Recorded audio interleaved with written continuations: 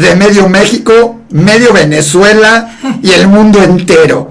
Hoy un sueño, tener a alguien, yo diría que es un sueño porque es con alguien hermosa, guapa, pero principalmente por lo talentosa. Gracias. Además, normalmente ella está del otro lado, ella es la que entrevista. Sí, es que es bastante complicado estar en este lado, le decía a Isaac, porque estoy acostumbrada a entrevistar, ¿no? A hacer las preguntas, ahora tengo que responder. Entonces espero que seas noble conmigo, tranquilo, no me vayas a hacer preguntas que me puedan poner en aprietos. No te vamos a poner en aprietos. Con preguntas de mi vida privada. A ver, ¿cuánto es 2.444.000? Ah, no, ¿verdad? Esas no, dijimos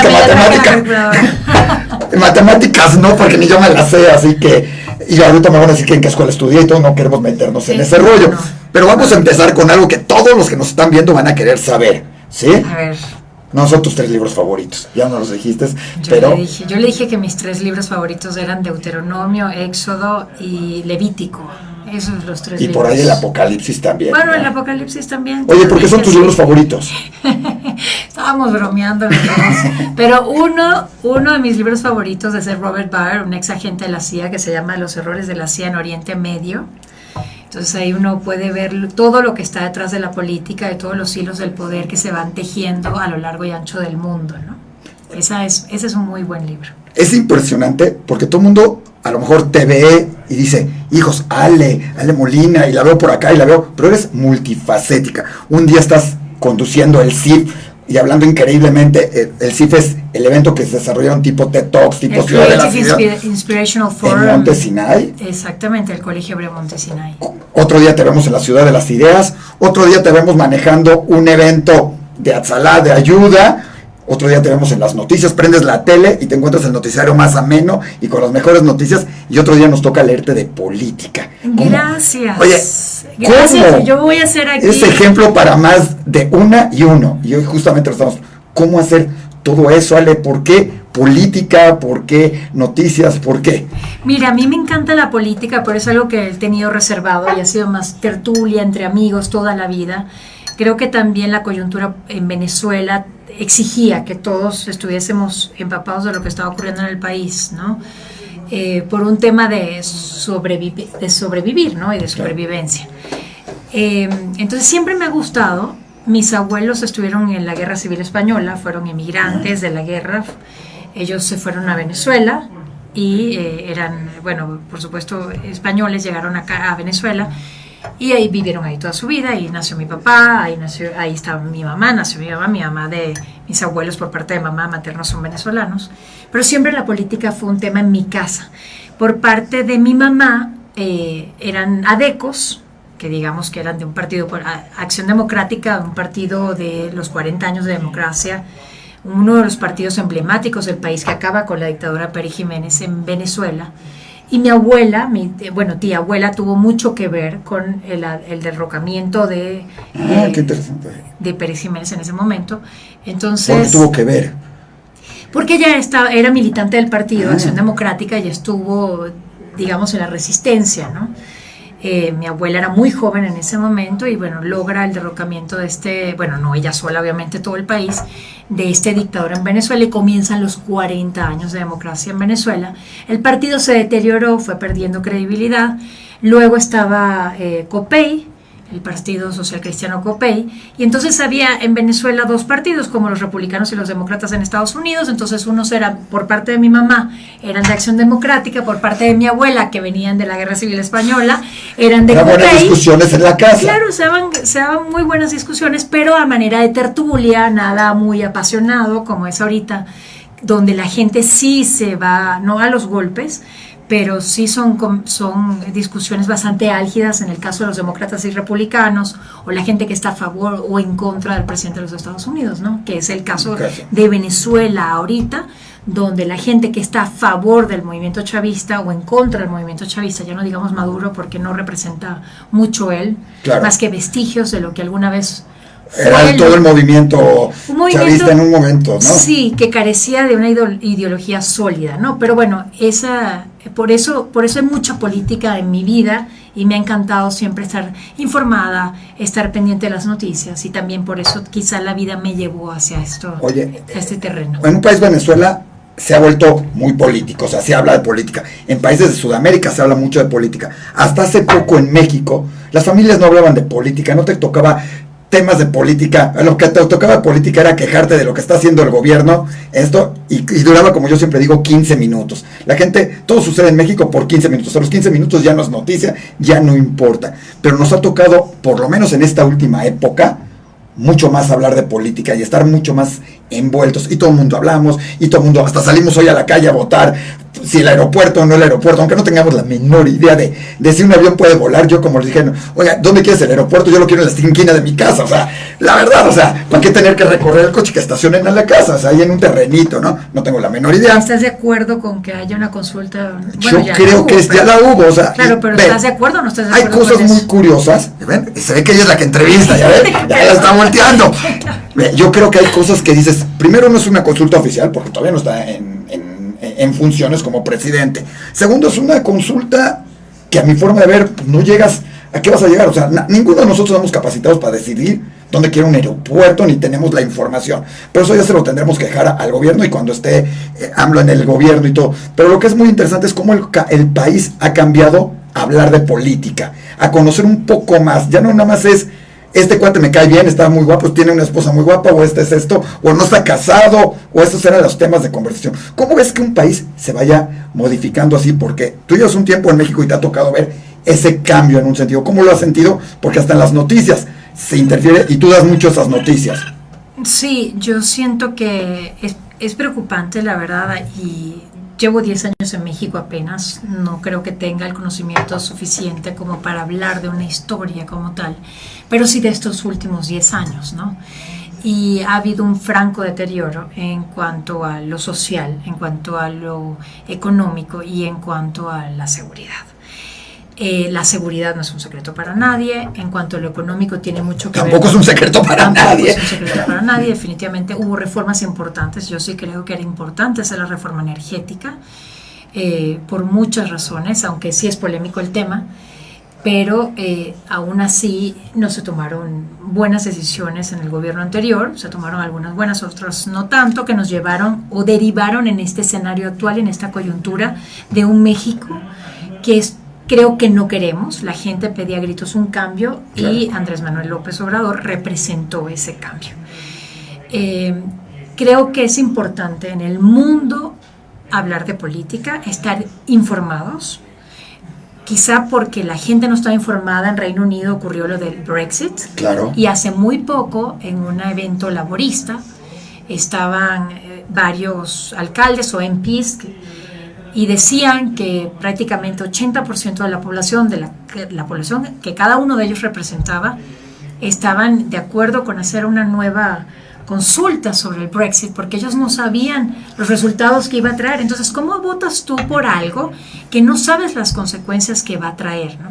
Entonces, es preocupante cómo yo creo que la juventud, y digo en general, no se informa, toma decisiones sin revisar, sin pensar y sin saber las consecuencias. Creo que hoy le preguntan, hoy para decidir qué votar y qué no, es Siri, ¿por quién votarías? Google, ¿por quién votarías? Yo creo que sí sería mejor. Yo creo que sí sería mejor, porque Google o Siri tienen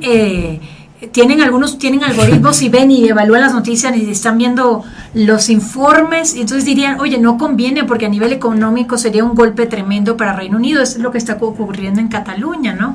Cuando tú ves que hay un movimiento separatista de Cataluña en pleno siglo XXI, tú dices, claro, no puedo entender, ETA, o sea, los crímenes de ETA ya prescribieron, llegan a una reconciliación nacional, las víctimas de los etarras dicen, ¿saben qué? Los vamos a perdonar, vamos por una España unida, y de repente ahora tenemos la Cataluña y tenemos estas ganas. Por supuesto que se quieren separar, que dices, luego no entienden cómo. Entonces las casas matrices de cada una de las empresas se mueven de Cataluña, los mercados tiemblan, hay un golpe en la economía de la región, y dices, ¿por qué ocurrió? Es que además hoy ya no puedes hablar de una política de Estado nada más.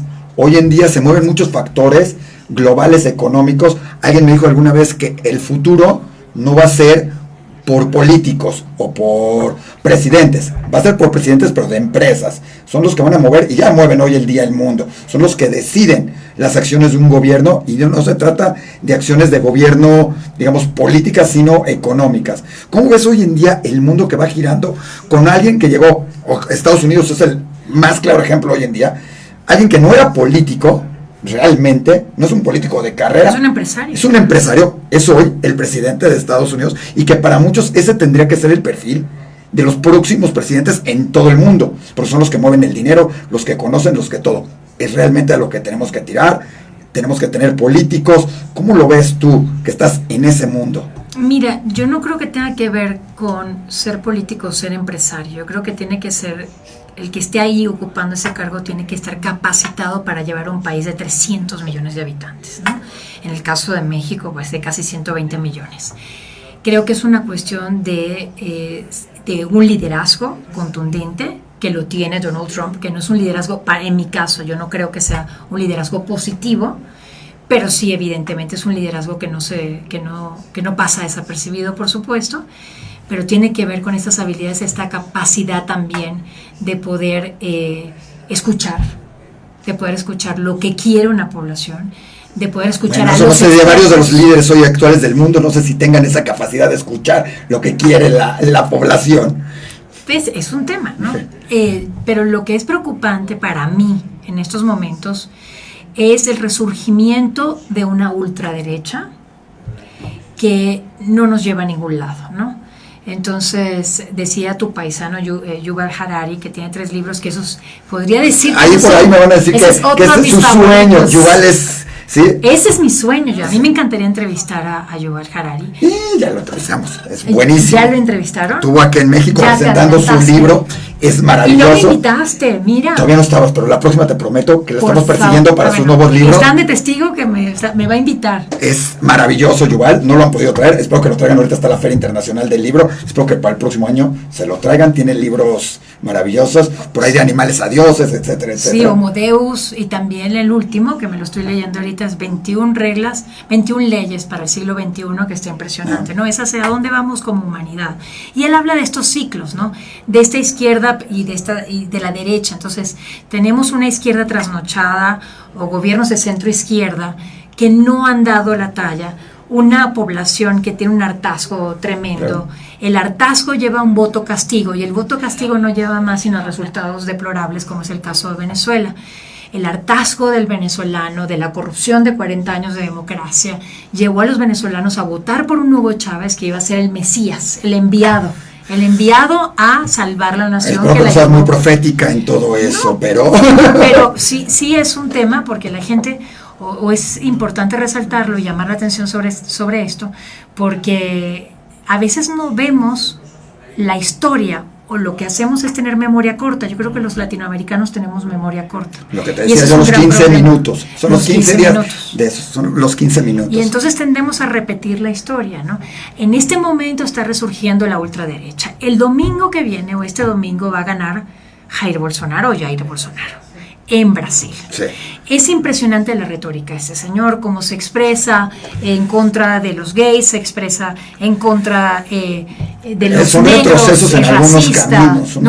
Pero retroceso, estamos hablando antes de 1936, estamos hablando de 1914, o incluso antes todavía. Y estás hablando de una potencia económica de América. Por supuesto, que es importantísimo y que también va a jugar en la geopolítica de la región, porque tenemos a un presidente aquí actual, pero que va a tener que aliarse con Brasil y va a tener que sentarse en una mesa a dialogar y a ver qué van a hacer con la región, ¿no? Cuando tienes temas tan álgidos como la migración, no te preocupes. Cuando tienes temas... Cosas que suceden hasta en vivo porque alguien nos quiere marcar para esto, pero vamos a ponerlo en apagado y continuemos. En silencio. Sí, estaba. Pero era llamada importante, supuestamente, pero nada más importante que estar hablando con Alex sobre política, además de Brasil, de México, de Venezuela. Que además hoy tienes que estar todo entrelazado. Y de Estados Unidos. Estados Unidos, también tenemos, acaba de perder Merkel prácticamente, o el partido, la columna vertebral de la coalición en Alemania, en Múnich. Cuando todo el mundo parecía que estaba feliz con Merkel, y estamos hablando de un país muy culto, muy preparado. Muy preparado, y vuelve y surge. Entonces surge la opción de la ultraderecha en Alemania, que también asusta. Entonces estamos viendo un mundo que se está yendo hacia la ultraderecha y que sí impacta, sí llama la atención, y sí es importante que prestemos atención y la atención debida a esto, porque no es peccata minuta y no es un juego lo que está ocurriendo. Oye, dentro de todo eso que no es peccata minuta, que todo eso, también hay que voltear a ver cosas buenas que suceden en el mundo, ¿sí? Y ver a esas personas que hacen algo diferente por los demás, que tratan de ayudar. Y tú has creado, ¿sí? Bueno, yo llegué como una semana, un mes antes a tu presentación de ese café, ¿sí? Creaste un café con Ale para platicar de esas cosas buenas. Estamos acostumbrados, y tú también, a hablar de política, a dar noticias malas. O sea, malas me refiero a sucedió esto, sucedió el otro. Normalmente estamos hablando de esto. Hasta cuando hablamos de deportes, a veces nos fijamos más en el error, en quién se equivocó, en todo. Estamos muy acostumbrados a lo malo. Y es el pedacito así de noticia. Bueno, el otro día platicábamos con Jania Nobel, me decía, es que yo siempre empiezo mi programa con algo positivo, lo mismo con Jorge Zarza, y tú creaste hasta un café con Ale. ¿Qué es un café con Ale? Hoy estamos tomando café con Ale. No es un programa, pero búsquenlo, vale la pena. Pero sí, nos estamos tomando un cafecito, lo estamos disfrutando. Yo soy adicta al café. Café con Ale surge después de la muerte de mi papá en un intento por buscar personalidades de la actualidad con historias de éxito que inspiraran en un momento para mí que era muy difícil, donde mi pilar se había ido de mi vida, mi mejor amigo, mi superhéroe. Ahora sí que estábamos hablando de Superman y de los superhéroes, pues mi superhéroe era mi papá, que en paz descanse, y él me hacía el cafecito en las mañanas. Yo detesto el reloj, el despertador, y entonces él con el olor del café me despertaba, ¿no? Ya me cepillaba los dientes. Desde las 5 de la mañana, tú. Desde las 3. Ah, bueno. Desde las 3 de la mañana. Yo también lo detestarías ahora, ¿vale? Es terrible. Eso sí, yo no te voy a mentir, que sí me levanto como Cenicienta cuando estoy limpiando con los pajaritos y los ratones. O sea, no. No le hablen a las 3 de la mañana, se está levantando y de buen humor. No. Así como la ven. Del peor humor. Ahí me dice mi compañero de deportes, Jorge Pinto, a María no le hablan hasta después de las 6:30, que ya dimos las primeras planas, porque sí es tremendo lo que ocurre en el backstage. Uno casi se cae en las escaleras, el micrófono se sale. Apúntenselo todos los que están ahí como diciendo, hijos, yo quiero con Ale, Ale está guapísima, Ale es brillante, voy a tener con quién platicar todo. Por favor, acuérdense, de 3 a 6 de la mañana no responde. No, o sea, si están pensando en esas horas, no las piensen. Es tremendo, es bastante. Oye, ¿el galán israelí lo sabe? ¿Qué galán israelí? Ah, bueno, ya ven, ya contestó, no hay galán israelí. Chicos, pueden seguir disponibles, seguimos en eso, ¿vale? A ver, ahorita entramos a esos temas. Pero platicando de Café con Ale, surge a partir de esta necesidad que yo tenía, muy personal, de sentirme viva nuevamente, ¿no? Después de una pérdida tan difícil como la pérdida de mi padre. Y comienzo a leer muchas cosas y comienzo a buscar. Y en esta búsqueda digo, ¿por qué no? ¿Por qué no platicar, entrevistar y ver? Que disfruto de entrevistar, disfruto un café. El café me recuerda mucho a mi papá, por lo que te comentaba. Sí. Y contar historias que inspiren, historias de éxito, o sea, cómo lo hicieron. Yo recuerdo que estuve en una reunión con un empresario muy importante de ese país, y él decía, busquen biografías, busquen cómo hicieron los demás, cómo lograron ese éxito los demás. Hay que aprender de los demás. Claro, pero es que además no estás inventando la pólvora, o sea, ya lo han hecho, o sea, otras personas lo han logrado y lo han hecho de alguna manera, pues replica esos pasos y vas a llegar al mismo lugar. Yo estoy convencida de que así es, así lo creo. Y Café con Ale es una plática sencilla, amena, de 5 minutos, muy breve, 8 máximo, donde llegamos en un cafecito con esta plática así bastante amena y relajada a hablar sobre la vida de esa persona que tú, no solamente del empresario, no solamente del deportista, no solamente del mentalista, que tuvimos a Lior Shushar, que por cierto fue nuestra primera entrevista. Y me tocó estar ahí, y déjenme decirles, se tenían que levantar a las 3 de la mañana y era la 1 de la mañana, tanto para Lior como para ti, era tardísimo, y los dos con una disposición que aparecían las 3 de la tarde, después de no sé qué, y además fue una plática bien amena entre tú y Lior, que además Lior es maravilloso, además, o sea, nadie se va a acordar de Lior ahí, todos se van a acordar de él, o sea, la verdad, Es extraordinario mentalista. Y yo disfruté mucho de la plática con Lior, donde él habla del poder de la mente, él habla del poder de ser positivos. De hecho, me dedica el libro y dice, think happy thoughts, y piensa pensamientos positivos o piensa en positivo. Y es una frase que se me quedó grabada de esa primera entrevista que me ayudó muchísimo. Y este Día de Muertos vamos a tener la entrevista con Concheta Bertoldi. Entonces la estrenamos el primer jueves de noviembre y vamos a tener esta entrevista. Concheta es una medium, y ese también fue otro. Va a ser muy interesante. O sea, es otra etapa de mi vida importantísima. ¿Crees en todo eso? O sea, yo no creía. Con Lior y con... O sea, ¿crees en eso? ¿Crees que se puede? O sea, yo creo en el poder de la mente. Yo también, o sea, y la parte del Lior de decir, piensa positivo es...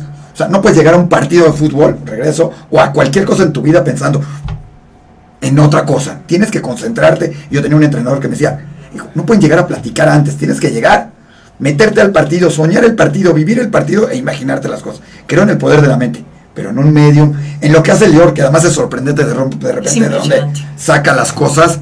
Hay que tener cuidado con él cuando uno piensa. ¿Cómo crees en eso? ¿Qué pasa?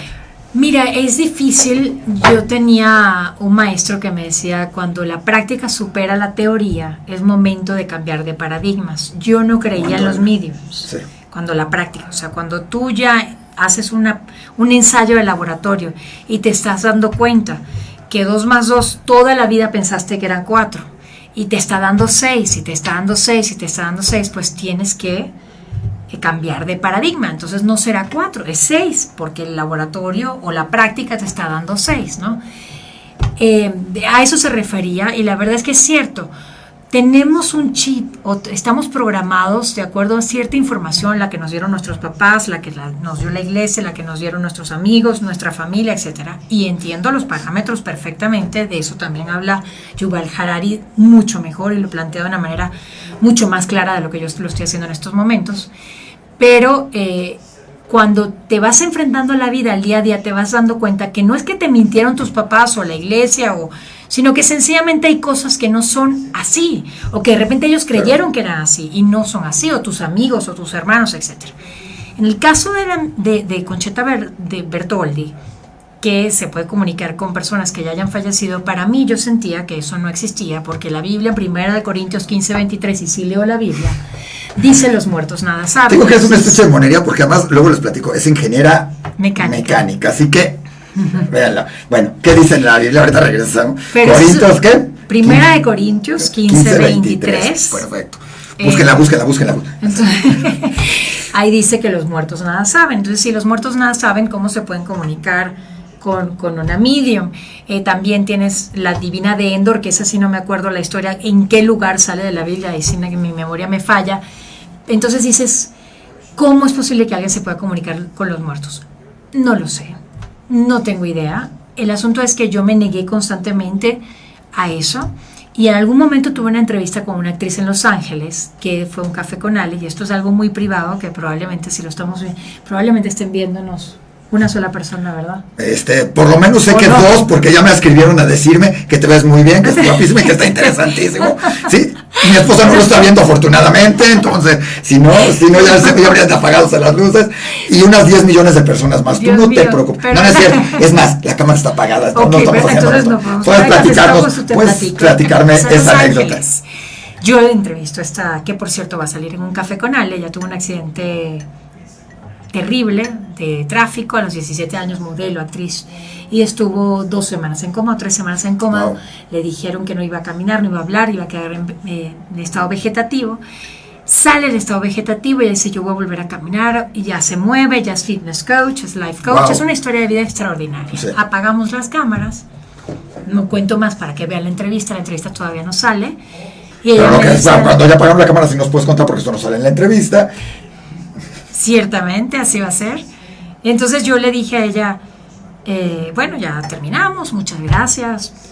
Y ella me dice: María, no te vayas. Y yo: sí, no, dime, ¿qué pasó?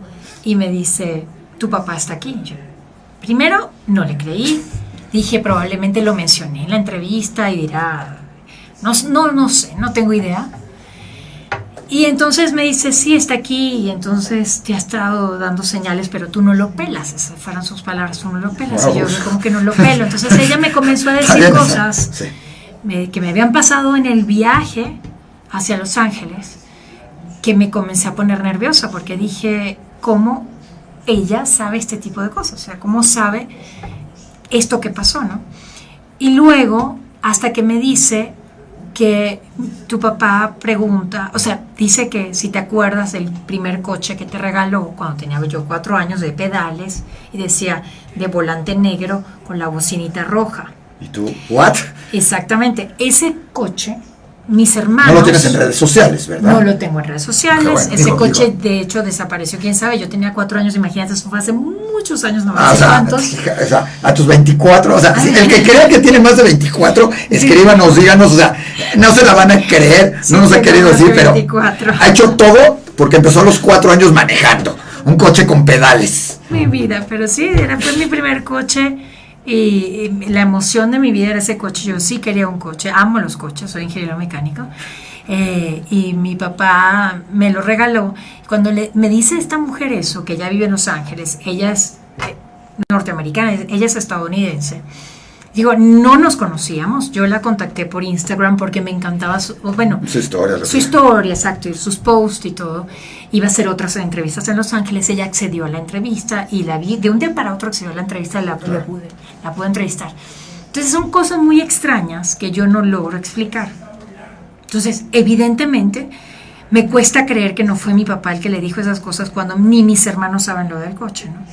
No lo busqué. O sea, yo no pedí que me dijeran de mi papá. Yo no pensaba hablar con mi papá jamás en la vida porque lo perdí. Dije, los muertos están. Exacto.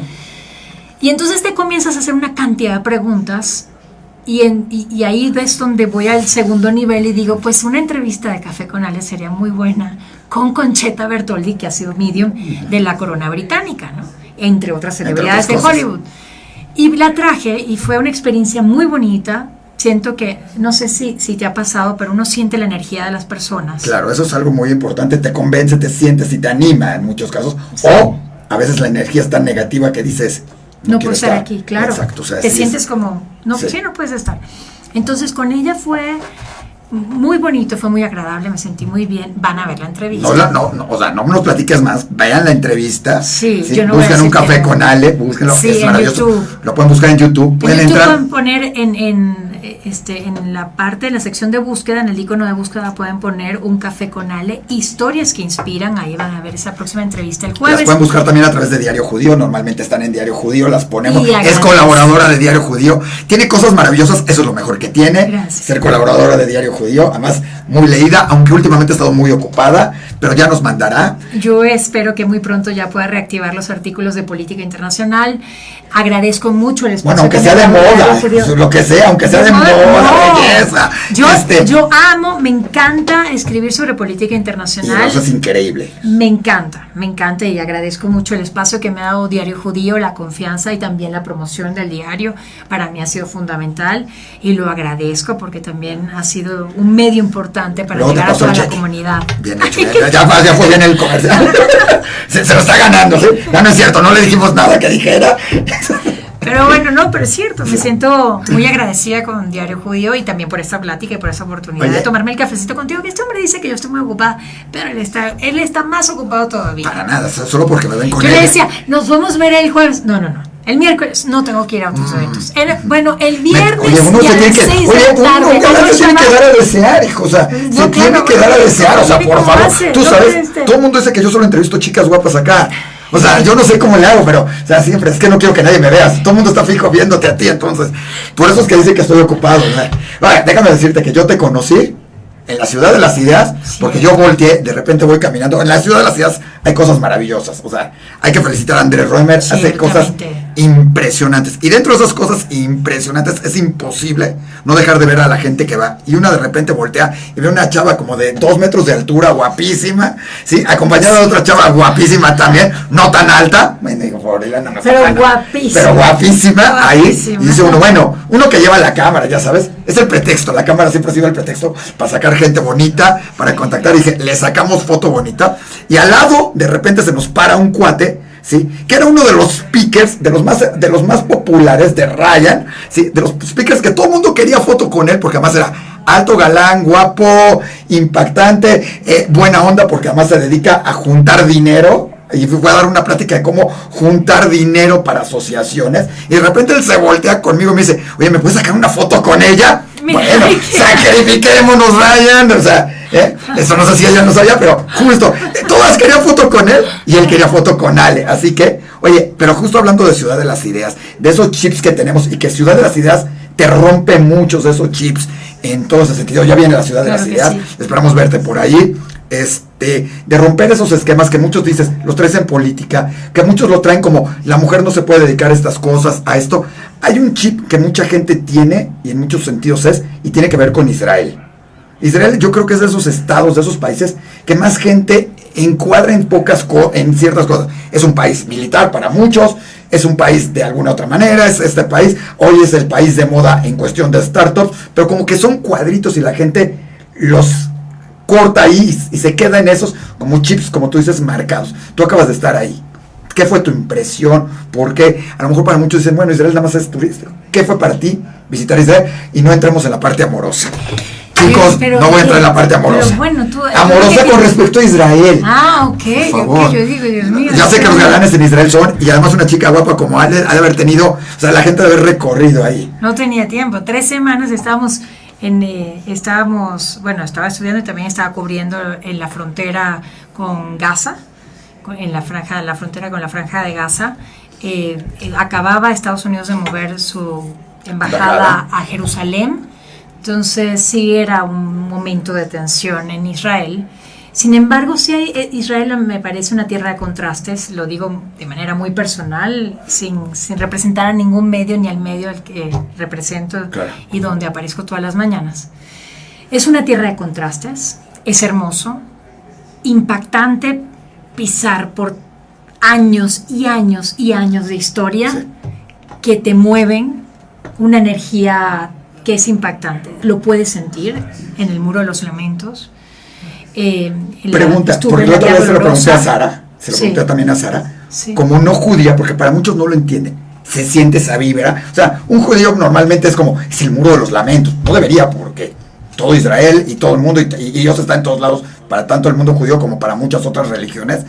¿Cuál fue tu impacto, primero, con un lugar sagrado, digamos, para el pueblo judío, como es el Muro de los Lamentos? Pero también es sagrado para nosotros los católicos, porque hay mucha historia allí, claro, ¿no? Y creemos en Abraham, y creemos en Jacob, y creemos en las 12 tribus de Israel, creemos en el Antiguo Testamento. Entonces, para nosotros sí hay una historia allí. Y luego, además, la vía dolorosa es la otra historia nuestra. Es donde convergen las 3 religiones, o de las 3 más importantes del mundo. Es un sitio que es energía pura. Es que ahí convergen las 3 religiones más grandes del mundo. Ahí hay cuántos años de antigüedad hay allí, cuánta gente pisó por ahí, cuántos gobiernos estuvieron allí, ¿no? Claro. Cuántos imperios, o sea, cuánto. Entonces dices, hay mucha historia y es difícil pisar Jerusalén y no sentir eso. Entonces siento que, bueno, es muy polémico, ¿no? Dices, bueno, Jerusalén debe ser Israel. No debe ser Israel, debe ser la tierra de las 3 religiones. Te tocó un momento interesante, porque además era cuando se cambió políticamente, claro, tú como política, te tocó la parte de ese cambio, que además se discutía cada año en Estados Unidos, y Trump lo decidió, dijo, ahora sí, nos los llevamos. Pero y no nada más dijo, me lo voy a llevar. Se la llevó. Sí, que por ahí algunos decían, lo hace. Sí, no, porque más de uno me decía, ay, nada más dijo, pero se va a tardar 40 años en pasarla y se va a hacer tarugo y todo. No, el señor agarró y dijo, se va. O sea, el señor es de acciones. Es que ya entonces, lo habían dicho, desde 1998, exacto, creo yo que habían dicho, ya vamos a cambiar la embajada. Sí, pero nadie firmaba el papelito. Había querido asumir el costo político, exacto, de la firma del papelito, exacto, como lo comentas tú. El hecho es que sí es un tema polémico, porque dices, dentro del mismo Israel te encuentras a israelíes de izquierda, exacto, y a israelíes de derecha, israelíes de izquierda que dicen Jerusalén pues tiene que ser la tierra de las 3 religiones, sí, y israelíes de derecha que dicen que no, esto es Israel porque lo podemos comprobar, que debajo de todas estas piedras, está Israel. debajo de este imperio, bueno, y debajo fuiste de a todo lo demás, recorrer, ¿ves? Son cosas que claro, cavas y te encuentras algo ahí. ciertamente, ¿no? Pero entonces volvemos a un tema, eso es polémico y yo no quiero entrar en estos temas porque es largo y eterno, pero también dices la tierra, Venezuela es de los españoles, Sí. o tiene que ser de los indígenas, en fin. Pero yo creo que no abonó en nada mover la embajada, eso creo que no abonó, incrementó la tensión. Siento que hay puntos de vista distintos entre Israel. Como dices tú, Israel tiene muchas aristas. exacto. Me encantó. Ahora, más curioso, porque en Israel no importa lo que digas, si dices el cielo es azul, se convierte en una discusión política. Sí, pues, o sea, Israel es normal. Así como decíamos, Israel es político, todos hablan de política, todos critican, todos hablan bien, todos hablan de no todos importa están involucrados. El cielo es azul, sí, es que es azul porque Netanyahu dijo, no, es que el otro dijo, y tú, o sea, solo le pregunté si el cielo es azul. Pero cuando vives en guerra y cuando vives con una amenaza inminente como es Irán, por ejemplo, es natural que todo el mundo y la juventud de Israel esté muy empapada en la política nacional. Eso me impresionó, me impactó. Por otro lado, me encantó. Yo les preguntaba, son muy intensos los israelíes, muy intensos. No, para nada, no, ninguno. Y uno dice, yo preguntaba, ¿no? ¿Por qué? ¿Por qué esta intensidad, no? Entonces dicen, claro, no sabemos si mañana el mundo se va a acabar. O sea, el mundo para nosotros, o sea, Israel se va a acabar, ¿no? Entonces vivimos el día a día como si fuera el último y sin clichés, sino sencillamente disfrutan de cada cosa, del sol, de la brisa, de las olas del mar, de los pájaros. Estoy hablando de Tel Aviv, que estaba precioso. Tel Aviv son dos mundos totalmente diferentes. Jerusalén y Tel Aviv son... Totalmente. ¿Qué te gustó más? Es impresionante que... Tel Aviv, Jerusalén, estuvieron también en partes... Haces unas preguntas tú, Dios mío, me pones a mí en unos problemas. Ay, tú eres una experta. No, Jerusalén es para vivir bueno, todo depende. Tel Aviv. A ver, te vamos a complicar la vida. ¿Qué te gustó más, Jerusalén o Tel Aviv? ¿Dónde vive el galán? Ya dijimos que no hay galán, no es cierto, le estoy dando lata. Es para ver si lo confiesa. Dios mío, sí, ya me voy a convertir y ya me voy a ir a vivir a Israel. Apúntense. Sí. ¿Quieren ir a un corte, por lo visto? Sale. Te lo dejamos en esa parte interesante para que le piense qué le gustó más y por qué entre Tel Aviv y Jerusalén.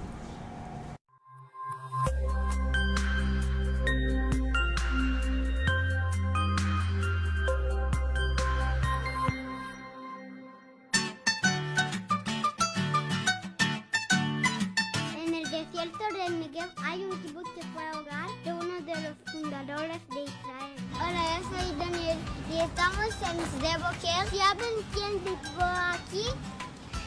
¡David Ben-Gurion! Vénganse, vamos a ver su casa.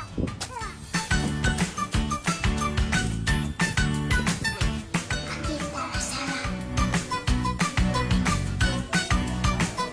¡Wow! El primer ministro vino a vivir hacia el desierto. ¡Qué locura! The children speak Hebrew. Leo, Baba, תראה, יקם שרים. Here in Sejera, no one is idle and no one benefits from the work of others. All members work and enjoy the fruit of their combined labor. Ben-Gurion aprendió a pararse de cabeza a los 60 años. La edad del abuelo Meir. Voy a intentar yo también. Shalom, shalom.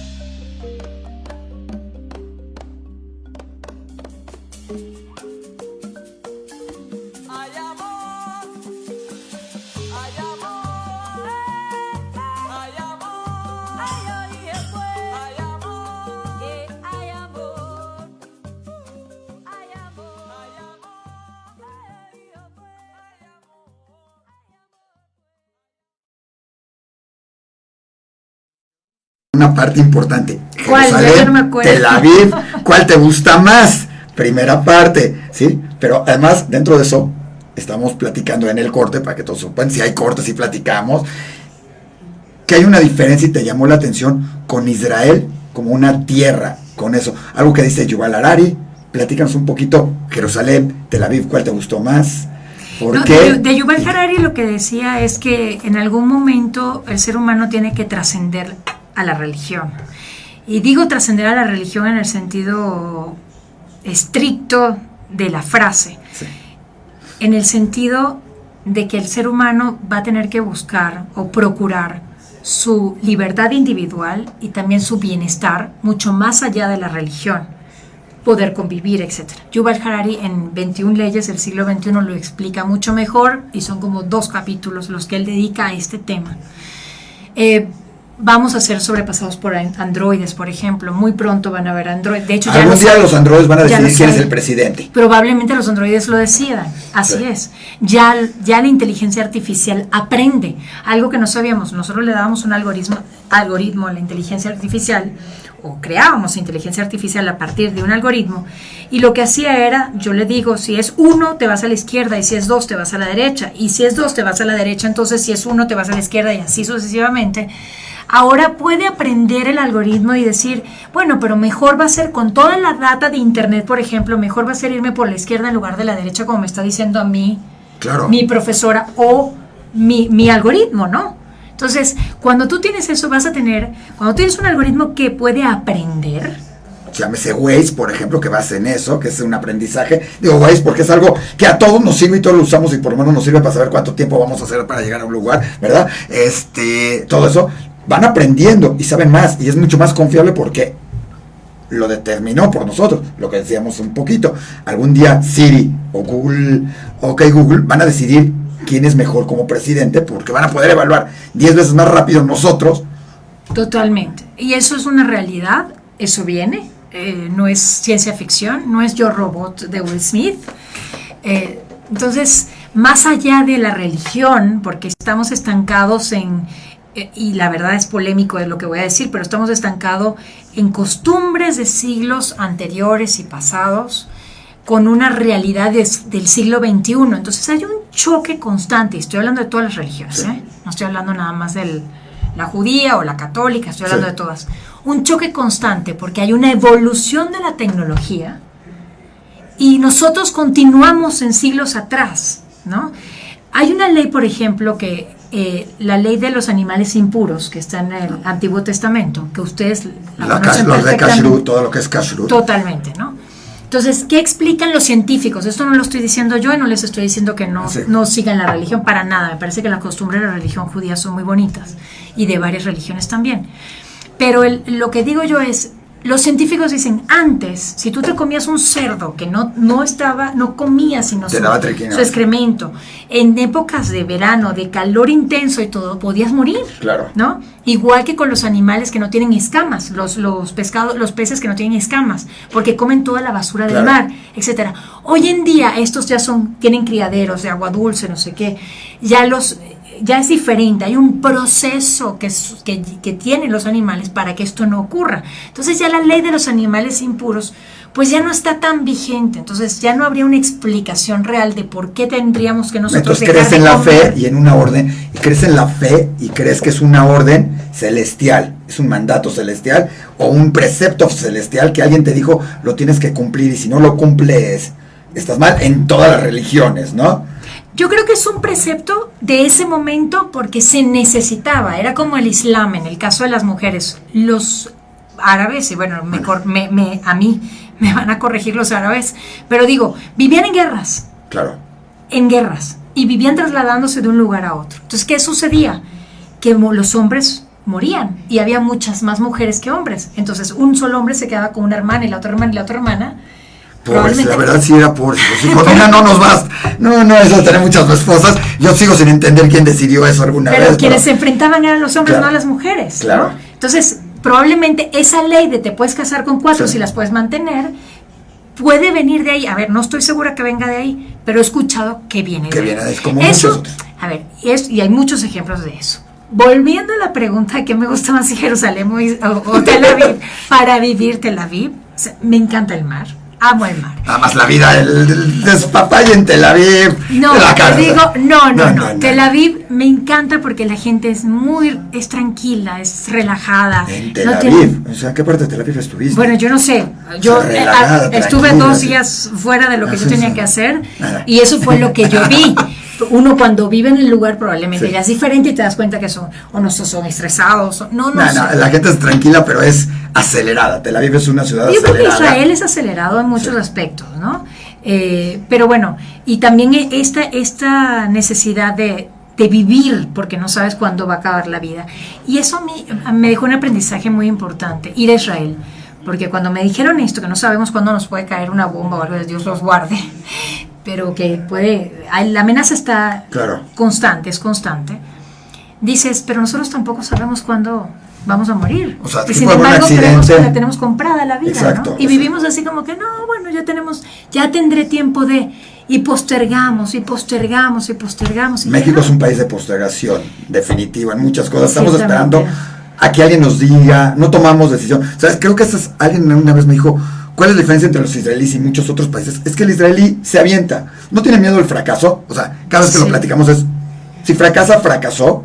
Y aquí nuestra educación va desde la educación en la escuela, no sé cómo sea en Venezuela, pero en México Sí. vas por una calificación. Y ayer justo Jorge Zarza, compañero tuyo, nos estaba platicando, nos dijo, cómo en México vivimos con el miedo de siquiera preguntar. O sea, Sí.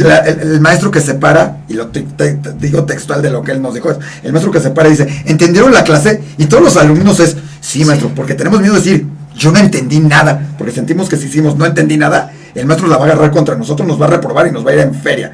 Y el israelí, en general, es, la verdad, no entendí y tampoco me interesa, maestro, ¿y sabe qué? Ya me voy de su clase, y así sería, porque no le tienen, o sea, veamos. Sí, no hay miedo.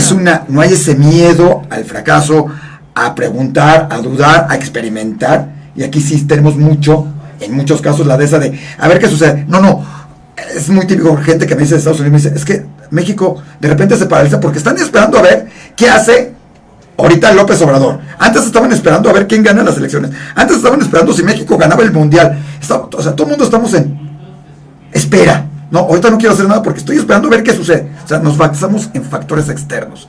¿Tú cómo lo viste? Porque Israel, además estuviste en la frontera de Gaza, de Gaza, y creo que también era de Siria. La frontera con Gaza y la frontera con Siria. Sí, alto. Ahí no puedes vivir a ver qué sucede mañana. Vives adelantado, tienes que estar tú no predispuesto, tienes que ser proactivo, o sea, estar preparado ya para lo que puede suceder. ¿Cómo lo vistes tú en esas zonas, de estas situaciones? Porque es algo diferente. Mira, a mí me costó ver cómo alguien vive en una casa y tiene un búnker, y el búnker es la habitación de sus hijos, y entonces tienes una puerta de acero enorme de 10 centímetros de ancho, y decir que ese día que yo entrevisté al sargento habían bombardeado en la mañana, los niños no habían dormido, entonces sí estaban como desorientados un poco. El saber que tienes que estar pendiente de que tienes 15 segundos para alcanzar un búnker, o en una escuela, por ejemplo. Como referencia, 15 segundos es lo que apenas corre Usain Bolt, los 100 metros, bueno, corre casi 10, pero 5 segundos más no hacen diferencia. Sí. No los corre los 200 metros ni Usain Bolt. Aquí no te puedes esperar, aquí no te puedes distraer, ¿no? Sí. Entonces sí, fue impactante para mí ver eso, cómo alguien se puede acostumbrar a vivir de esa manera, ¿no? A vivir bueno, en el ser humano se acostumbra a lo malo también. Sí. Ahora, bueno, creo que los que estaban viviendo ahí estaban convencidos de que ahí tenían que vivir, y que era una manera de proteger la tierra y una manera de proteger a su país. El nacionalismo bien entendido, yo no estoy hablando de nacionalismo extremo, patriotismo más bien, es mejor la palabra, patriotismo de los israelíes es impresionante. O sea, sí están dispuestos a mandar a sus hijos al ejército, es más, requieren y dicen, necesitamos que vayan al ejército para que defiendan la tierra. El mismo hijo vive esperando el momento Sí, quieren hacerlo a pesar de que hayan perdido familiares, a pesar de que hayan perdido amigos. Dicen, nosotros tenemos la necesidad de defender, y esto iba en lo que habíamos hablado en el detrás de cámaras, en el corte, la necesidad de defender esta tierra, porque no podemos permitir que ocurra un segundo holocausto. Me decía, María, tú tienes un pasaporte y tú tienes un Estado que garantiza, o que te da unas garantías a ti, no solamente como ciudadano, sino como ser humano. Y en el caso de nosotros no teníamos, no teníamos el Estado que nos garantizaba eso, ¿no? Entonces, pues ahora sí existe. Y pues mira, muy respetable esa posición, y yo creo que sí, yo tengo una tierra donde regresar, a pesar de que ahora no tengo dónde regresar, porque no. Bueno, en España y en Venezuela te van a aceptar con todo gusto. Pero y en México también sí te puedes quedar acá. Yo aquí estoy feliz y aquí me quedo. Yo acá estoy feliz. Te vamos a ver viviendo en Israel en unos años. Pero hablando de hebreo y todo. No, está muy bonito la playa, Tel Aviv, Jerusalén a 28 minutos con el nuevo tren. Está precioso. Está precioso. Y Jerusalén, para vivir Tel Aviv, yo sí, porque me encanta el mar. Y sí es una tierra de contrastes, porque en Tel Aviv tuve la oportunidad de cubrir la marcha gay, lo vi, todo el mundo, o sea, había un ambiente tranquilo, festivo, de respeto, me encantó eso. Y luego el sábado, si estás usando coche en Jerusalén, te tiran piedras los ortodoxos, ¿no? Bueno, y si vas a otras zonas vestida como vienes vestida hoy. No, sería tremendo, ¿no? O sea, tú si tienes que aguantar el calor del verano, no importa lo que pase, y cubrirte en Jerusalén, porque sí, tienes que saber dónde caminas, ¿no? Entonces dices, estás a 40 minutos Tel Aviv de Jerusalén, y dices, ¿cómo es posible que haya tanta diferencia de contrastes? O sea, tu vida es totalmente distinta en Jerusalén que en Tel Aviv, y es el mismo país, ¿no? Entonces, eso me encantó. Tuve la oportunidad también de ver desarrollos tecnológicos. No en vano le dicen segundo Silicon Valley a Israel. Pensé que Silicon Valley le decían el segundo Silicon Valley después de Israel. Mira, no, es al revés, ¿cómo ves? Pero bueno, probablemente es otro invento de los gringos, como le decimos nosotros, pero bueno.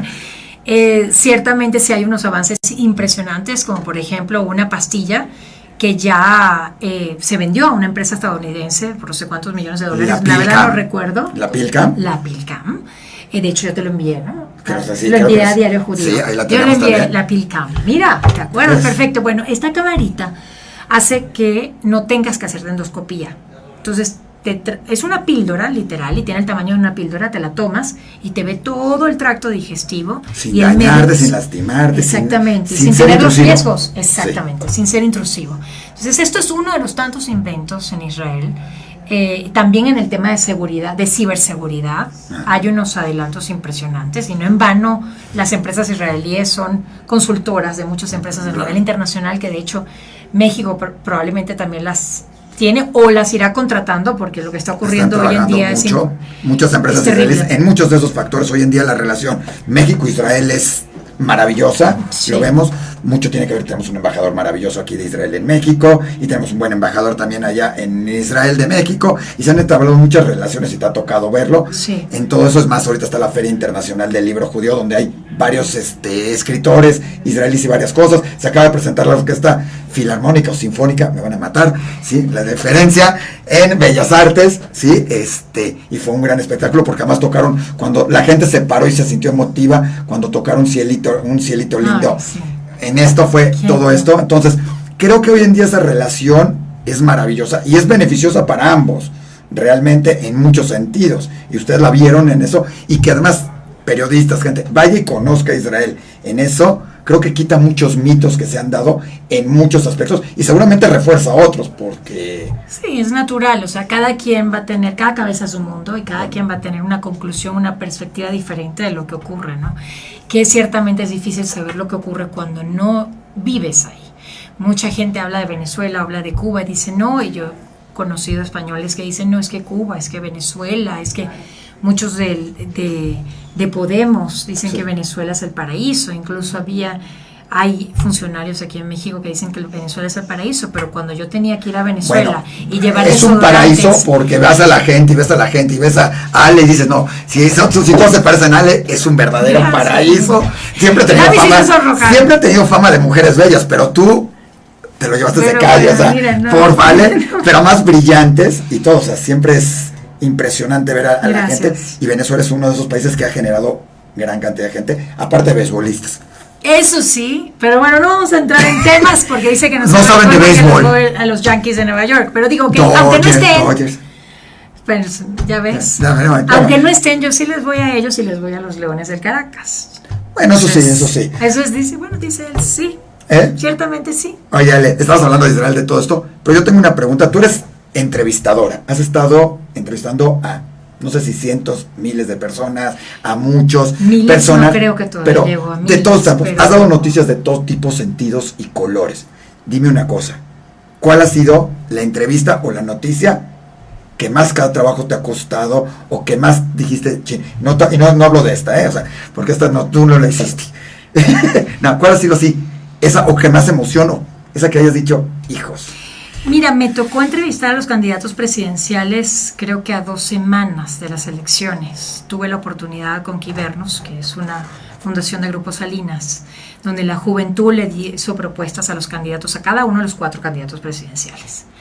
Fue un reto para mí, porque no queríamos politizar la entrevista, queríamos que fuera un evento genuino de jóvenes, enviándole propuestas O sea, concretas. no querían politizar una entrevistas políticas, suena interesante. No, politizar, bueno, Ya vamos sé, a tomar hablar- partido. Tomar Que se partido, diera- más allá vamos a usar lo correcto, no hacer proselitismo, ¿no? Es muy difícil ser periodista y ser imparcial. Yo creo que la periodista que más admiro es Amanpour. Ella dice que cuando estuvo en los Balcanes era imposible. Dice, es que no es ser imparcial, es luchar por transmitir la verdad de los acontecimientos cuando hay violación flagrante a los derechos humanos. Y en este caso, ser imparcial es muy difícil en la coyuntura actual de nuestro país. Es complicado, pero tenía ese evento en especial, tenía que ser imparcial. O sea, no podría haber un dejo de creo en esto o creo en aquello, Claro. porque realmente no era yo la que tenía que No, y además decir una que creía o que pregunta, no, me ¿no? encanta lo que usted dice, caes en decir, chin, parece, pues, o sea, y se da. Claro, o a propósito de eso, fíjese que claro, hay números que dicen, que revelan lo que usted está diciendo es cierto y es correcto. O sea, es que era complicado. Entonces yo sí Fue un momento donde sí me puse muy nerviosa. Claro, uno sale, los nervios son muy buenos, te ayudan para mucho, también son traicioneros, pero si uno lo sabe manejar o controlar, sí son bastante buenos. Pero sí, me puse nerviosa, tuve que prepararlo.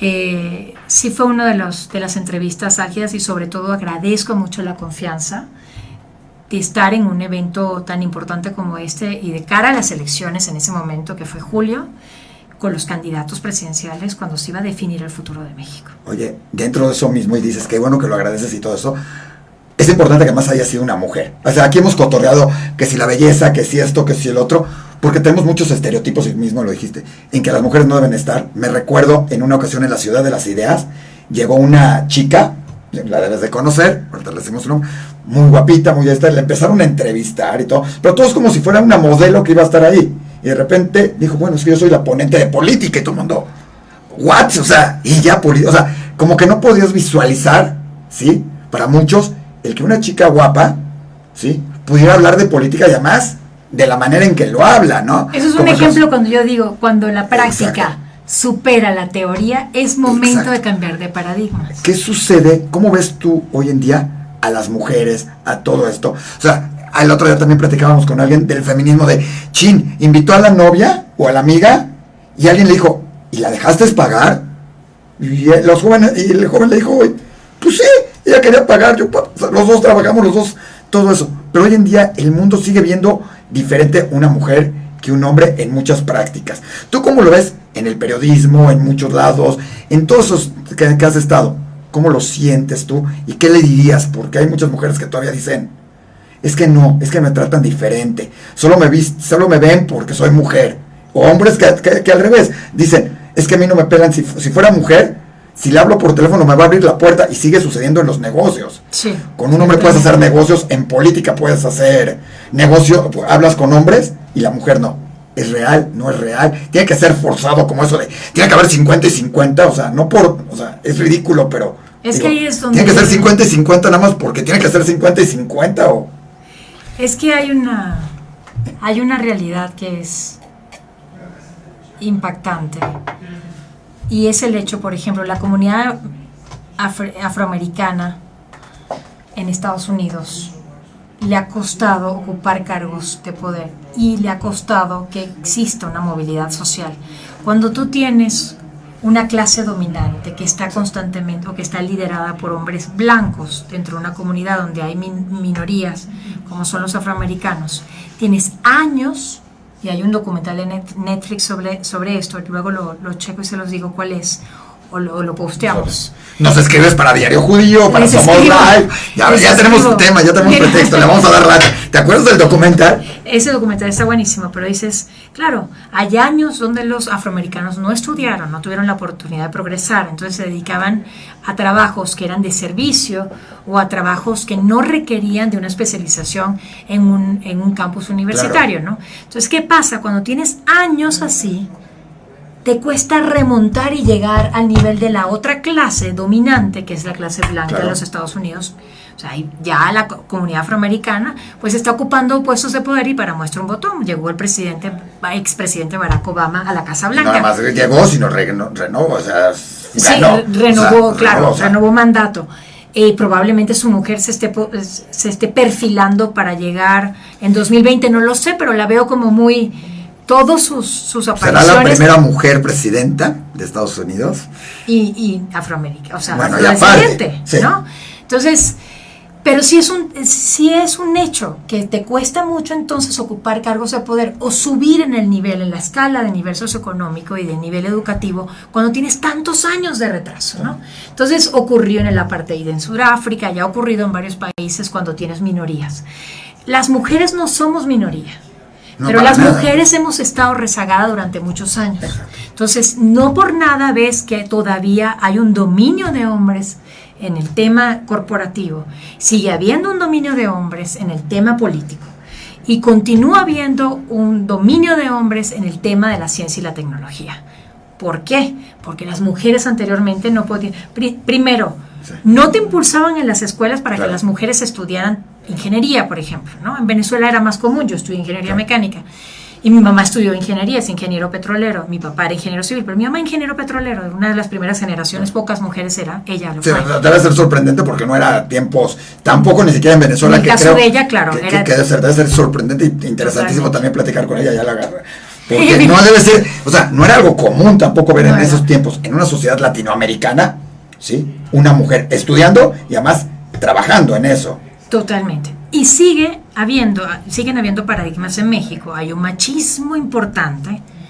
Y quien no lo crea, por favor, envíenme por qué no.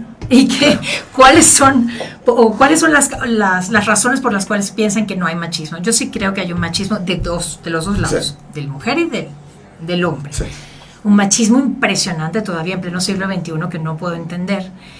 Sigue habiendo un poderío por parte de un dominio natural, por histórico Claro. del hombre, porque es natural, porque no hemos podido nosotros las mujeres No sé. ocupar esos cargos porque apenas hace unos, qué sé yo, 20, 25 años, 30, hemos comenzado Todavía no a ir a la nacías. Tú por universidad. eso todavía no nacías. Yo no entonces. nacía, pero bueno, entonces sí es un proceso que es paulatino, que no es de un día para otro, y entonces por eso el 50 y 50 famoso, 50% y 50%.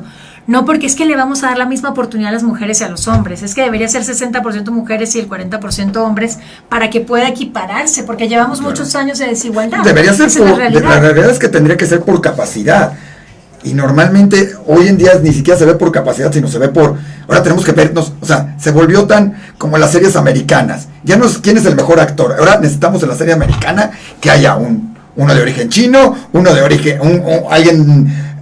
alguien de homosexual, alguien de afroamericano. O sea, hoy tiene que haber, porque si no nos van a acusar de que no estamos siendo polifacéticos y de que estamos siendo racistas. Se volvió un tema de, ahora lo tengo que incluir no por calidad, sino porque no me vayan a decir que estoy mal. Estoy de acuerdo contigo, ciertamente, o sea, esas reglas de equidad de género corporativas no deberían ser, probablemente deberían impulsar los gobiernos, ayudar a que más mujeres estudien, Claro. financiar a más mujeres para que puedan llegar a puestos, a ocupar puestos de poder. Cuando tienes clases sociales que son menos privilegiadas dentro Claro. de un país, los gobiernos tienen manera de asistir a estas clases. ¿Para qué? Para que puedan ir a la escuela, para que puedan tener una buena educación, Claro. para que haya movilidad social. Pero ¿no crees que también ha habido algo que es muy curioso, te lo comentaba hace un momento? También la mujer ha tenido una gran ventaja en muchas veces. Esa es forma de pensar de los hombres. En decir, si me toca un hombre, es muy normal. Si le habla un hombre a otro hombre por teléfono, el hombre puede decir, no le contesto. Pero si le habla a Ale o le habla a otra mujer, no importa. O sea, y además dice, no importa si es bonita, fea. O sea, si le habla una mujer, la atiendes, uno que porque hay que darle respeto, otro porque pues es mujer, o sea, a ver si sale. O sea, ¿te ha ¿Alguna sucedido? ventaja teníamos que tener, Isaac? Y ¿No tienen crees muchas tú? ¿No ventajas. creen ustedes? Dime algo. ¿Cómo lo ves? O sea, es más raro que un hombre, o sea, en alguna época en la televisión Bueno, veías- pero a ver, a mí me llega un chavo guapísimo y lo estoy viendo pasar por ahí. Y Deja entonces salir me hace para que así. te sientas Yo digo, oye, identificada. espérame un poquito, podemos ir a un corte porque quiero saludar. Sí. No, es natural, o sea, eso sí es natural. Ahora, que tú digas que por ser mujer, y dices, no importa qué mujer sea, pues bueno, alguna ventaja teníamos que tener, porque sí hemos estado rezagadas, históricamente hemos tenido que encargarnos del hogar, y ha habido también un tema cultural importante donde los papás, incluso las mamás decían, ¿para qué te vas a poner tú a estudiar ingeniería mecánica si puedes estudiar diseño de modas, ¿no? O tú ser puedes- modelo. O ser modelo. Entonces dices, Digo, no y te los caerías papás- nada mal, no caerías nada mal, pero pero estudias ingeniería, ¿alguna vez alguien te lo dijo en algún trabajo? ¿Alguien te dijo, no midió tu capacidad? Mira, en ¿Te el tocó alguna vez? El que sea- ingeniería tuve que demostrar que sabía. Claro. Bueno, Para- como cualquier ingeniero, y te pero ganas seguramente el- un poco más. Sí, claro, porque en principio no te creen, o sea, ¿qué hace esta niña aquí, no? O sea, como la que tú dices, la que iba a hablar de política, que dices, ¿cómo ella es la especialista en política? ¿Cómo va a ser la Sí. política? Entonces, yo estar trabajando en la región marina suroeste y dar ciertas recomendaciones y estar evaluando el área y buscar especialistas. Seguramente había y- más de uno que ni siquiera te tomaba en cuenta. Decía, ella lo dijo y le llegaba otro y decía cualquier otra cosa, una babosada, y le tomaba más en cuenta. Mira, sí lo sentí, sí existió, sin embargo tengo que reconocer que sí hubo una apertura en lo que tú demuestras que sí sabes, que sí estudiaste, que estás ahí por algo y que estás ahí por las razones correctas. Sí. Entonces ya hay un respeto, te lo ganas, pero yo creo que ese respeto se gana en todos lados. Probablemente le cuesta más a uno porque es mujer, claro, y sigue siendo un mundo de hombres. O por hay lo menos mujeres, para pero demostrar sí, por lo menos para demostrar que estás ahí, como tú dijiste, por las porque razones te lo correctas. mereces por las razones correctas, porque Claro. más de una vez es porque le gusta al jefe. Difícil que te den una refinería porque le gustas al jefe, o que te Bueno, den un yacimiento en a ti estos porque le planetas, gustas en al este planeta y en varios países. No, te hijos, puedes explotar una refinería porque no sabes si esto no es, eso va, eso es otro tema. Ese es otro tema. Ahí más está más Está bien, complicado. pero probablemente algunas otras cosas más. Dime algo, ¿qué dirías para todas las chavas? Ahora sí, para que rompas eso, porque sigue siendo en México, tal vez no en todos los niveles, pero sí sigue habiendo muchos niveles, ¿sí? A mí me acuerdo que alguna vez alguien también nos dijo, es que la mujer está esperando que el marido, que nunca ha estado presente, vuelva, le diga, mi vida, te quiero mucho, ¿sí? Esté una noche con ellos, se vuelva a ir, tenga otro hijo, y se sienten, wow, me hizo caso y me siento querida, ¿sí? Y sucede con eso. O muchas niñas que están buscando nada más el reconocimiento de tener un marido, de tener... Tú eres un claro ejemplo de que no lo buscas, de que vives tu vida para desarrollarte tú. Que también a veces se vuelve malo porque algunos dirían, bueno, quieren demostrar tanto las mujeres que se olvidan de la vida familiar. ¿En qué punto? ¿Cómo dirías? ¿Cuál tiene que ser ese medio o qué les dirías? Yo creo que podríamos tener una entrevista de aquí a 3 años y decirte, oye, sí tengo el balance perfecto entre familia, hijos, marido y trabajo, probablemente lo vaya. Yo creo que en lo que crees puedes, que lo que crees puedes, ¿no? Si tú crees que puedes tener una familia, puedes desarrollarte en el trabajo, brillar en el trabajo, ser una excelente mamá y ser una excelente esposa y ser una excelente amante, yo creo que sí se puede. Es un tema de administración del tiempo y de gestión de prioridades. Y de colaborar, porque también el marido tiene que ser excelente papá, totalmente, excelente, o sea, tiene que, totalmente. ya se acabó también este tiempo. La familia no es nada más de la madre, la familia es de dos, es del padre y es de la madre, ¿no? Hay familias que solamente es la madre, en nuestro país es muy común que sea la madre, está bien. Si el padre existe y está presente, la familia es de dos, y así tiene que ser. Los dos pueden brillar en sus carreras, los dos pueden ser buenos padres. Tengo ejemplos y tengo referencias. No soy yo el ejemplo, no tengo esposo, no tengo hijos todavía, Dios no me los ha dado todavía. Cuando llegue mi esposo y cuando llegue mis hijos, yo no estoy cerrada a que llegue mi esposo y a que lleguen mis hijos. O sea, yo no estoy cerrada a eso ni estoy diciendo, no, yo no necesito a nadie, es mi carrera ya.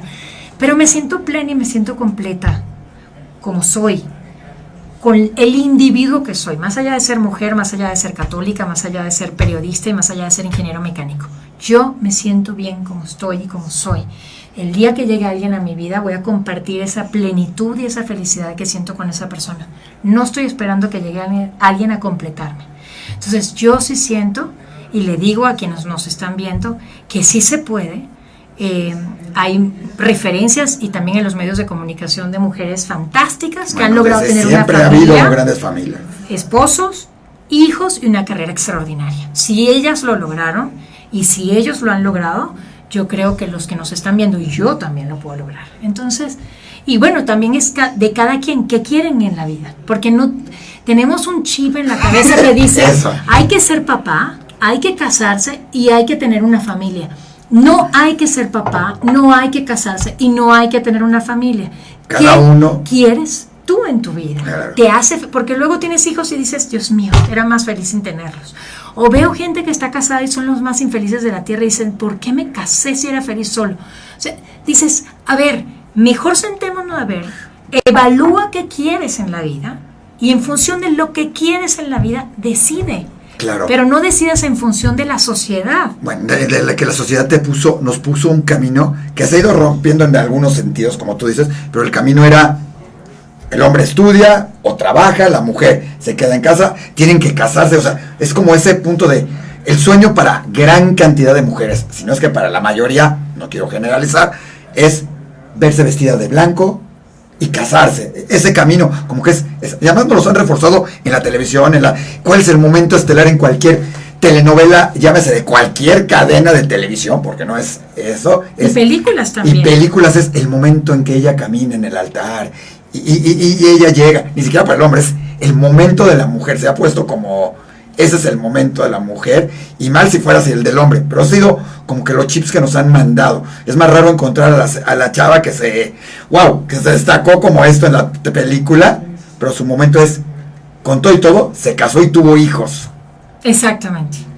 Entonces, eso es de lo que hay que romper. Dime algo, dentro de todo eso hablamos, ¿cuál fue tu momento más difícil o tu más complicado en una entrevista? Y tu momento más feliz, ¿cuál ha sido ese momento más alegre que hayas dicho, qué bueno que me tocó? Bueno, aparte de conocernos, o sea, ese, déjalo aparte, ese no lo cuento, o sea, ya sé que fue maravilloso, lo sigues esto, seguirás soñando con él, el de haber visitado y visto a los israelíes también es un momento maravilloso, en especial a uno que otro, pero ¿cuál ha sido ese momento en que dijiste, te sentiste más plena, que dijiste, lo logré hoy, esto?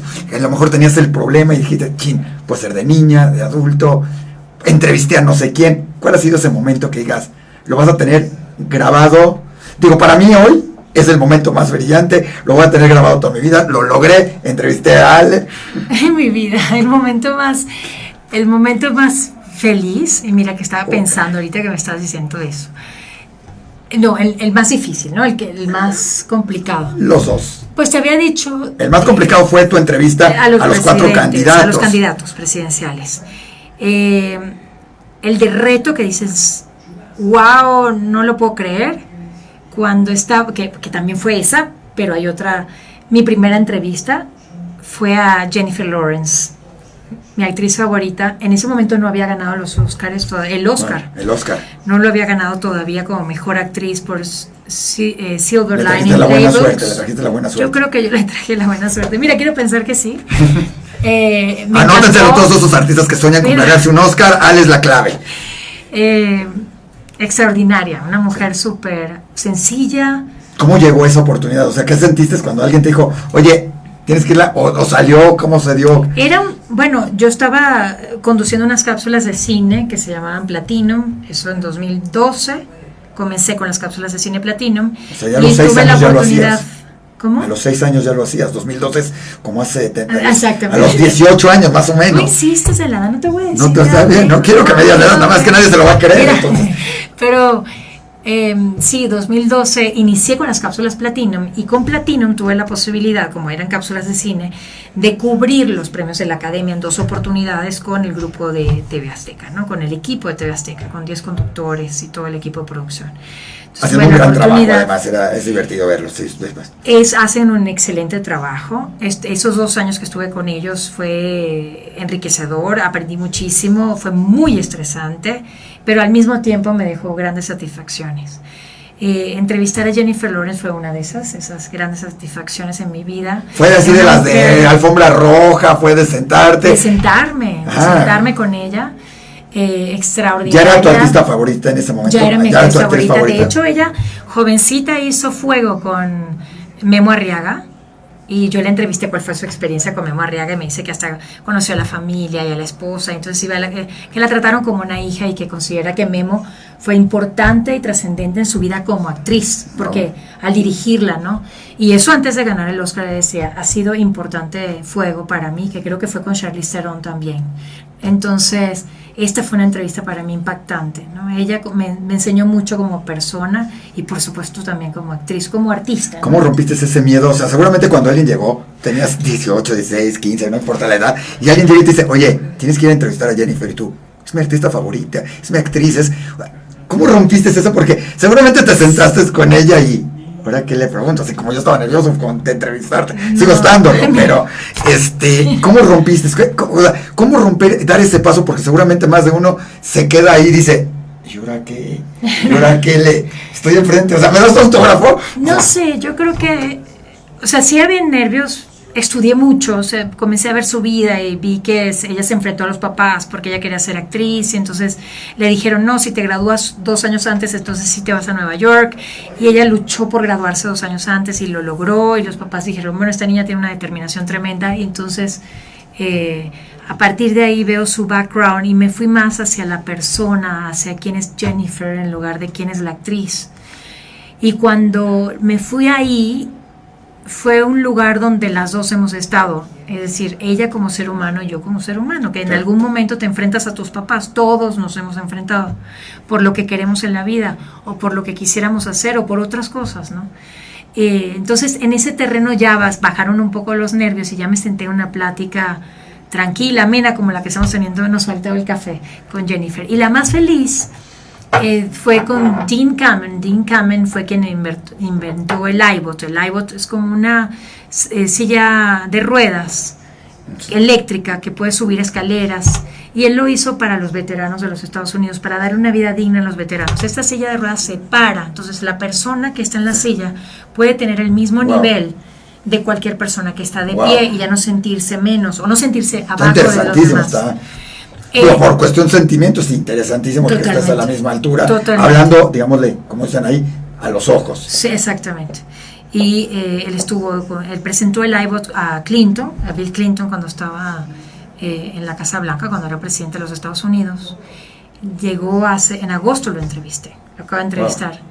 Y veo a un Dean Kamen, que por cierto es dueño de una isla, y dice, creó una moneda nueva en los Estados Unidos. Dicen, ¿cómo que van a crearla? Yo compré mi isla y yo hago mi país, ¿no? De aquí puedo tener yo mi moneda. Y dice, ese está en el libro Mind Hacking, lo leí, cómo hacen referencia a Dean Kamen. Vamos a buscarlo, interesante. Yo leí Hackeando la Mente en febrero. Y hablan aquí de Dean Kamen y digo, wow, qué extraordinario este tipo que llega, se compra la isla, además llega y crea su moneda, y además dice, ¿sabes qué? Está respaldado en Rock Solid Ben & Jerry's Ice Cream. El helado está bien. Sólido sí, de Ben & Jerry's. Oye, se vende más el helado que otras cosas. ¿Quién quiere oro hoy en día? Exactamente. Yo no sé, pero el Ben & Jerry's se vende muchísimo. Esa empresa está más sólida que, bueno. O sea, mejor eso que tener oro, hijos. Pero bueno, así lo dijo y me pareció muy chistoso esto. Y yo no sabía que en agosto, o sea, ¿cuántos meses después? 6 meses después, lo iba a estar entrevistando. O sea, me tocó la oportunidad, no lo busqué tampoco. Y cuando veo a este hombre que dice, yo inventé el iBot para darle una calidad de vida a los veteranos, porque nos han dado tanto ellos a nosotros, y veo los ojos de Dean Kamen, un hombre millonario, multimillonario, que cree en lo que hace, un científico loco, pero extraordinario, está loquísimo, pero me encanta su creatividad, su manera de pensar, su cabeza va a 6,000 revoluciones por minuto, y dices, wow, verlo casi en las lágrimas a este señor, que lo tiene todo, por decir, yo quise hacer esto por los demás.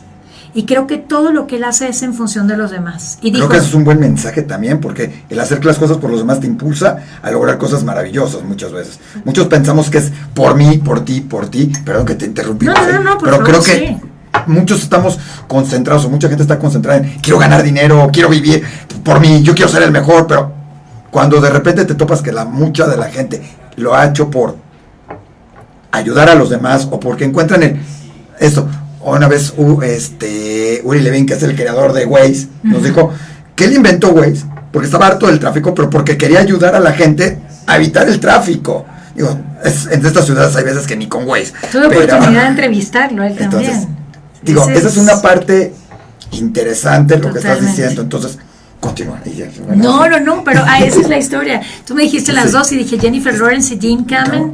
Si tienen la oportunidad de leer Mind Hacking o Hackeando la Mente, es impresionante, y ahí mencionan a Dean Kamen.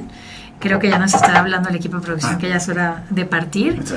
Bueno, vamos a hacerte. Sí, pero para acabar, podremos seguir hablando con Ale. Hijo, es una mujer brillante. Podremos estar hablando de cómo componer tu coche. Es ingeniera mecánica. No, verdad, eso no. También es nada, claro. Me encanta. No, pero está toda la ingeniería mecánica, reportera, conductora, politóloga, escritora, conductora de Café con Ale, etcétera, etcétera, etcétera. O sea, podemos hablar.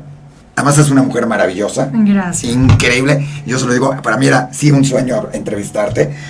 Pero te quiero plantear un escenario para que me contestes. Imagínate que estás tú aquí y enfrente de ti no estoy yo, está Ale Molina. ¿Qué le preguntarías? Bueno, Dios mío, ¿qué le preguntaría?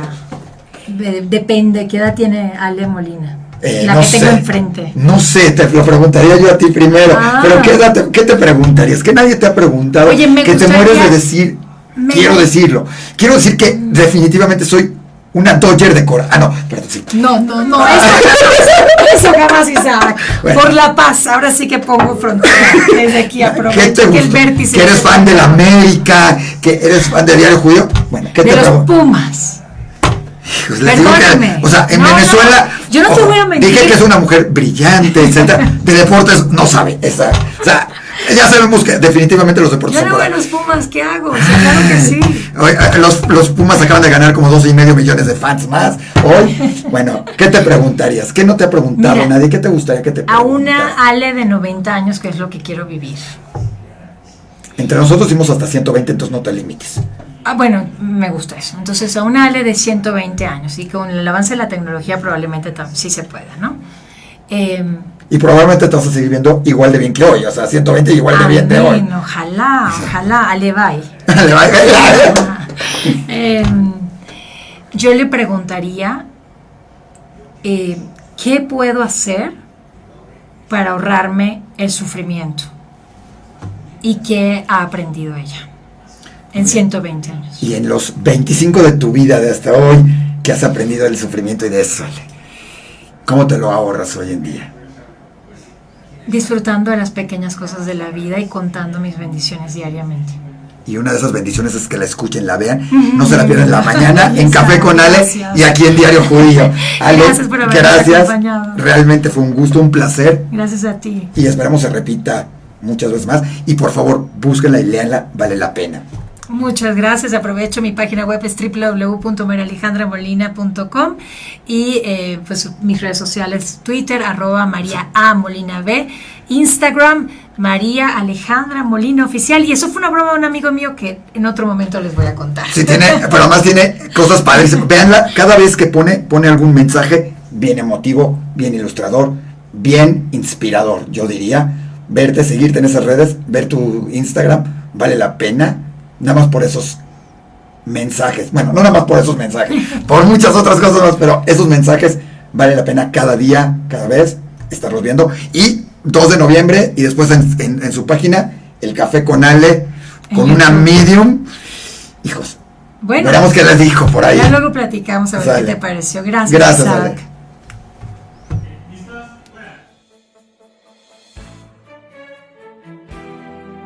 Israel es el 100º país más pequeño del mundo y tiene alrededor de 1/1000ª parte de la población mundial. Tiene solo 70 años, es más pequeño que Nueva Jersey, rodeado de enemigos, bajo constante amenaza de supervivencia y posee pocos recursos naturales. Y aún así, Israel es el único país en la historia que ha revivido una lengua muerta. Desde su fundación, Israel ha ganado el segundo mayor número de premios Nobel per cápita. Aunque el pueblo judío es solo el 0.2% de la población mundial, los judíos han recibido el 22% de los premios Nobel, lo que constituye un inexplicable 11.250% por encima de la probabilidad estadística. Israel es el único país que entró en el siglo XXI con una ganancia neta en su número de árboles, aún más notable, en un área que es principalmente desértica. Más del 90% de los hogares israelíes usan energía solar para calentar el agua, el porcentaje más alto de cualquier país. Las empresas israelíes están construyendo la instalación de producción de energía solar más grande del mundo. Israel opera la planta de desalinización más grande del mundo y es el país número 1 que proporciona agua utilizable del agua del mar. Las instituciones de investigación científica de Israel ocupan el 3er lugar en el mundo y ocupan el 2º puesto en ciencias espaciales. Israel lidera el mundo de patentes médicas y ha revolucionado la medicina moderna. Oramed está cambiando el paradigma terapéutico de la diabetes al administrar insulina en una pastilla. El exoesqueleto de Rewal permite caminar a los parapléjicos. Orcam permite a las personas ciegas ver virtualmente. Israel tiene más patentes registradas en Estados Unidos que Rusia, India y China juntas, que tienen 300 veces la población de Israel. Las innovaciones de Israel han mejorado nuestra forma de trabajar, imprimir, conducir, leer, comer, beber, hablar, hacer ejercicios e incluso jugar. Israel es la única democracia liberal en el Medio Oriente y su tercer partido más grande es a menudo el Partido Árabe. Israel ha brindado ayuda humanitaria y servicios de rescate a más de 140 países incluso algunos que se niegan a reconocerlo, como Siria y Líbano. Israel es el tercer país más educado del mundo, según la OCDE. Israel tiene el segundo mayor número de libros nuevos per cápita. Israel tiene la tercera tasa más alta de iniciativa empresarial entre las mujeres en el mundo. Y en 1969, Israel eligió a Golda Meir, la segunda mujer jefa de Estado en la historia moderna. En proporción a su población, Israel tiene la mayor cantidad de empresas nuevas, startups, de alta tecnología en el mundo. En números absolutos, Israel tiene más startups que cualquier otro país, excepto Estados Unidos y China. Israel es el único país cuya población ancestral regresó a su tierra natal después de 2000 años de exilio forzado. Hay 26 estados musulmanes oficiales en el mundo y 18 estados cristianos oficiales, pero solo hay un estado judío. Israel, un lugar pequeño, haciendo una gran diferencia.